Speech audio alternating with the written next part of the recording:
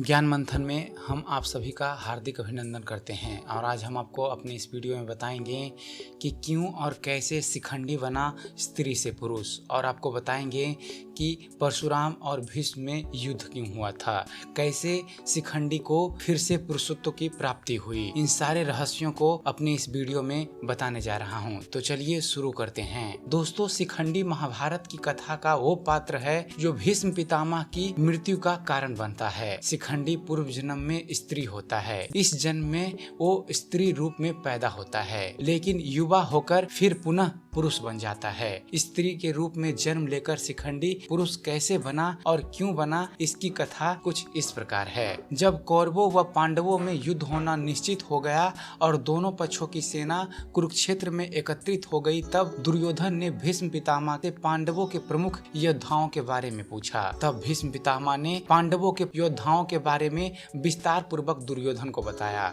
साथ में यह भी बताया कि वे राजा द्रुपद के पुत्र शिखंडी से युद्ध नहीं करेंगे। दुर्योधन ने इसका कारण पूछा। तब भीष्म पितामह ने बताया कि शिखंडी पूर्व जन्म में एक स्त्री था, साथ ही वह इस जन्म में भी कन्या के रूप में जन्मा था, लेकिन बाद में वह पुरुष बन गया। भीष्म ने कहा कि कन्या रूप में जन्म लेने के कारण मैं उसके साथ युद्ध नहीं करूंगा। शिखंडी स्त्री से पुरुष कैसे बना, यह कथा बड़ा ही विचित्र है। दुर्योधन द्वारा पूछे जाने पर भीष्म पितामह ने शिखंडी के पूर्व जन्म और स्त्री से पुरुष बनने की विचित्र कथा के बारे में बताया, जो कुछ इस प्रकार है। पितामह भीष्म ने बताया कि जिस समय हस्तिनापुर के राजा मेरे छोटे भाई विचित्रवीर्य थे, उस समय उनके विवाह के लिए मैं भरी सभा में काशीराज की 3 पुत्रियों अंबा, अंबिका और अंबालिका को हर लाया था, लेकिन जब मुझे पता चला कि अंबा के मन में राजा सल्व के प्रति प्रेम है, तो मैंने उसे ससम्मान राजा सल्व के पास भेज दिया, परंतु राजा सल्व ने अंबा को अपनाने से इनकार कर दिया।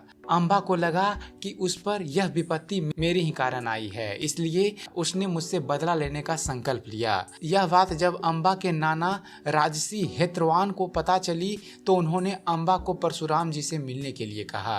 परशुराम जी से मिलकर अंबा ने अपनी पूरी व्यथा उन्हें बता दी। अंबा की बात सुनकर गुरु परशुराम मेरे पास आए और उन्होंने मुझे अंबा के साथ विवाह करने के लिए कहा, लेकिन मैंने ऐसा करने से इनकार कर दिया। दोस्तों, अब बतलाते हैं कि कैसे हुआ था परशुराम और भीष्म में भयंकर युद्ध। तब भीष्म पितामह ने दुर्योधन को आगे बताया कि जब मैंने अंबा के साथ विवाह करने से इनकार कर दिया, तो मेरे गुरु परशुराम को मुझ पर बहुत क्रोध आया। उन्होंने मुझसे युद्ध करने की ठान ली। गुरु परशुराम और मेरे बीच लगातार 23 दिन तक युद्ध होता रहा, लेकिन इसका कोई परिणाम नहीं निकला। 24वें दिन जब मैंने महाभयंकर प्रस्ताव पात्र अस्त्र का प्रहार परशुराम जी पर करना चाहा, तो आकाश में उपस्थित नारद मुनि ने मुझे ऐसा करने से रोक दिया।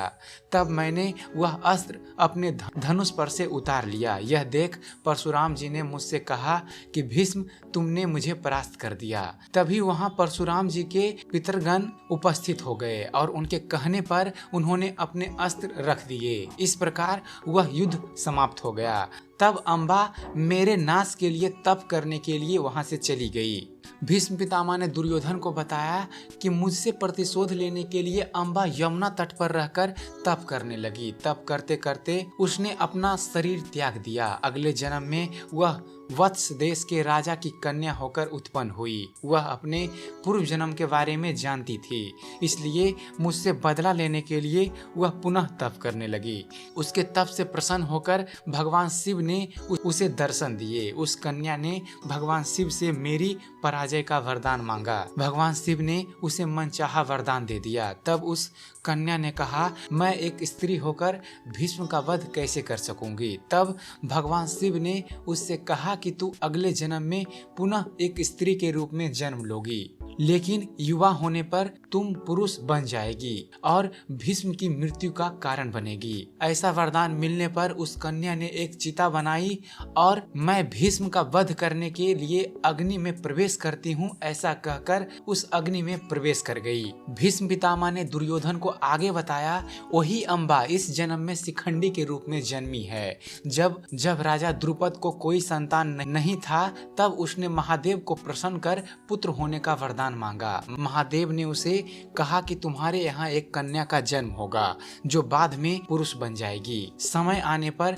द्रुपद की पत्नी ने एक कन्या को जन्म दिया। भगवान शिव के वरदान का स्मरण करते हुए राजा द्रुपद ने सभी को यही बताया कि उसके यहाँ पुत्र का जन्म हुआ है। युवा होने पर रानी ने राजा द्रुपद से कहा कि महादेव का वरदान कभी निष्फल नहीं हो सकता, इसलिए अब हमें किसी कन्या से इसका विवाह कर देना चाहिए। रानी की बात मानकर राजा द्रुपद ने दर्शनराज हिरण्यवर्मा की कन्या से शिखंडी का विवाह करवा दिया। अब आपको बतलाते हैं कि क्यों जंगल में भागी थी शिखंडी। दोस्तों, विवाह के बाद जब हिरण्यवर्मा की पुत्री को पता चला कि मेरा विवाह एक स्त्री से हुआ है तो उसने यह बात अपने पिता को बता दी। यह बात जानकर राजा हिरण्यवर्मा को बहुत ही क्रोध आया और उसने राजा द्रुपद को संदेश भिजवाया कि यदि यह बात सत्य हुई तो मैं तुम्हारे कुटुंब व राज्य सहित तुम्हें नष्ट कर दूंगा। राजा द्रुपद ने राजा हिरण्यवर्मा को समझाने का बहुत प्रयास किया, लेकिन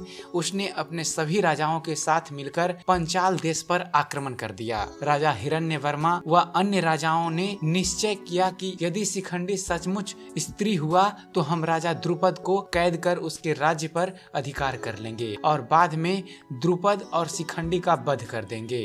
राजा हिरण्यवर्मा द्वारा आक्रमण करने की बात जब स्त्री रूपी शिखंडी को पता चली तो वह बहुत घबरा गई और अपने प्राण त्यागने की इच्छा से वन में चली गई। अब आपको बतला रहे हैं कि शिखंडी कैसे स्त्री से पुरुष बनी। दोस्तों, जिस वर्ण में शिखंडी भागी उस वर्ण की रक्षा अस्थूना कर्ण नाम का एक यक्ष करता था। यक्ष ने जब शिखंडी को देखा तो उसने यहाँ आने का कारण पूछा। तब शिखंडी ने उसे पूरी बात सच सच बता दी। पूरी बात जानने के बाद उस यक्ष ने शिखंडी की सहायता करने के उद्देश्य से अपना पुरुषत्व उसे दे दिया और उसका अस्तित्व स्वयं धारण कर लिया। यक्ष ने शिखंडी से कहा कि तुम्हारा कार्य सिद्ध होने पर तुम पुनः मेरा पुरुषार्थ मुझे लौटा देना। शिखंडी ने हाँ कह दिया और अपने नगर लौट आया।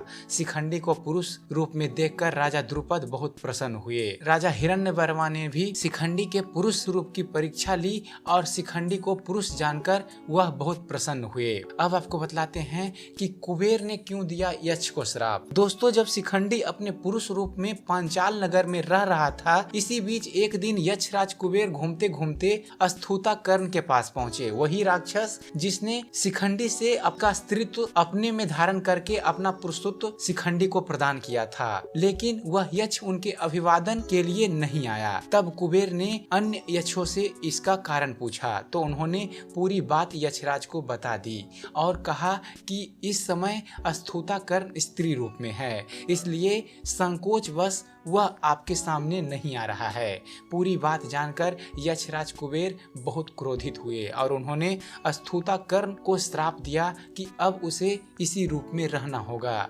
अस्थूता कर्ण द्वारा क्षमा मांगने पर यक्षराज ने कहा कि शिखंडी की मृत्यु के बाद तुम्हें तुम्हारा पुरुष रूप पुनः प्राप्त हो जाएगा। इधर जब शिखंडी का कार्य सिद्ध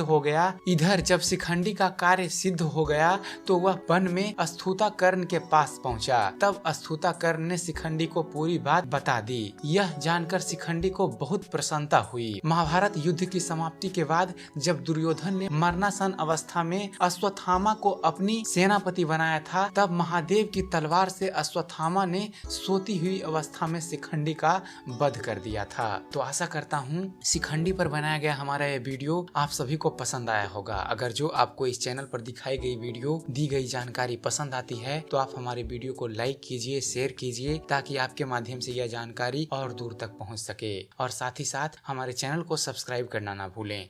हमारे चैनल को सब्सक्राइब कीजिए और देखते रहिए, जानते रहिए। धन्यवाद।